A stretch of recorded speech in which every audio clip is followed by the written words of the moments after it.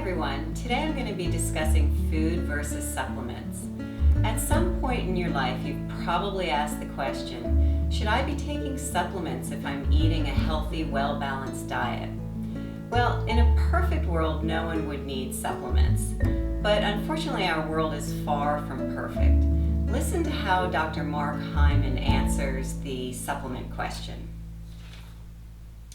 Given the stress of our modern life, the poor quality of our food supply, and the high load of toxins on our brains and bodies, most of us need a basic daily supply of the key raw materials for all our enzymes and biochemistry to run as designed. He mentions three huge obstacles or deterrents to optimal health: stress, toxins, and low quality of our food supply. There's a nutrient drain going on in our society. Compared to 35 or 40 years ago, our food has much less nutrition. And there are many reasons for this, one of which is our modern farming practices, but I'm not going to get into that right now. But we have plenty of calories, but not enough nutrients. And on top of that, our bodies demand more nutrition now because of the highly toxic environment in which we live. Did you know that there are over 3,800 new chemicals introduced into commercial use every single year? So the demand on our bodies for detoxification is huge. There are toxins in our food, in water, in the air, in our personal hygiene products, our makeup, in the plastics we've all grown used to using every day, in the pans we're cooking with. There are toxins everywhere. So our body has to manage this huge load of toxins that it never used to have to. So the answer to the question, food versus supplements, isn't one or the other, it's both. We need both food and supplements for optimal health.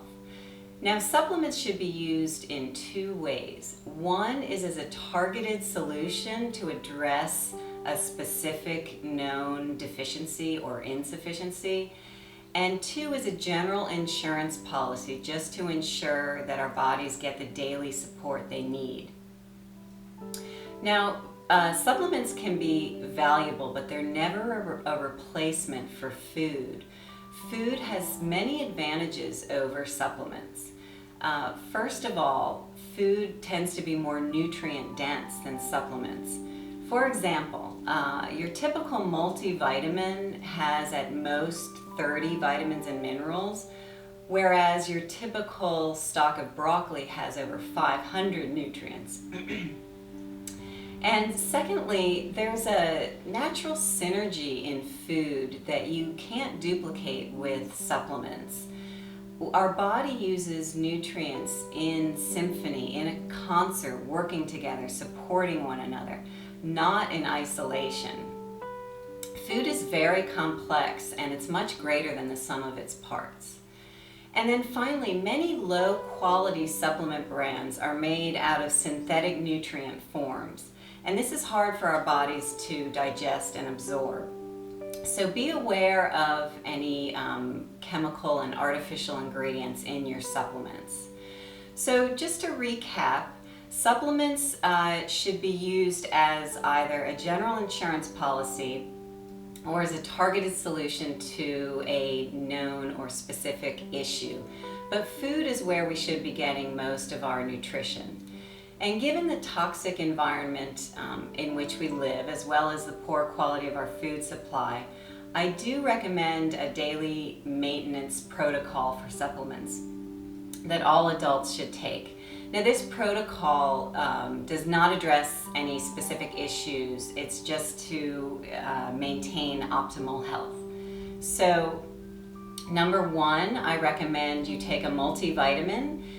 Your multivitamin should include vitamins, minerals, and phytonutrients, and B complex vitamins you want to make sure are in there because those are really helpful for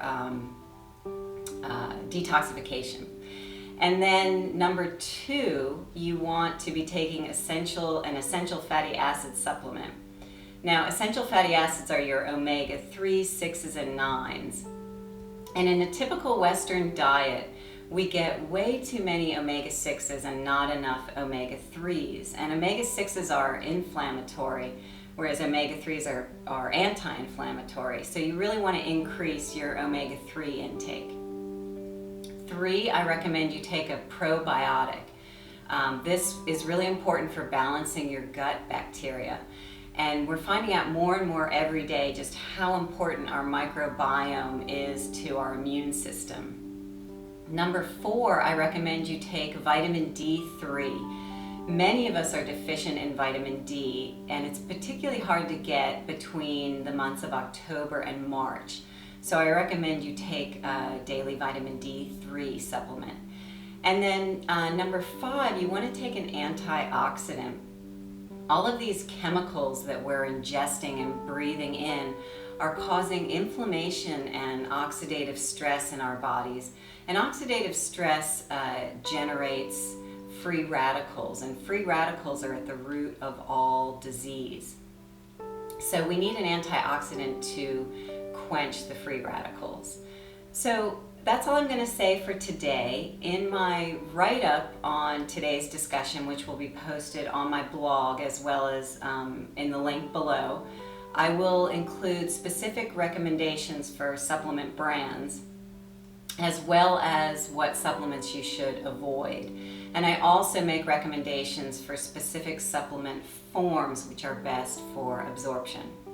So thanks for tuning in, and I'll see you next week.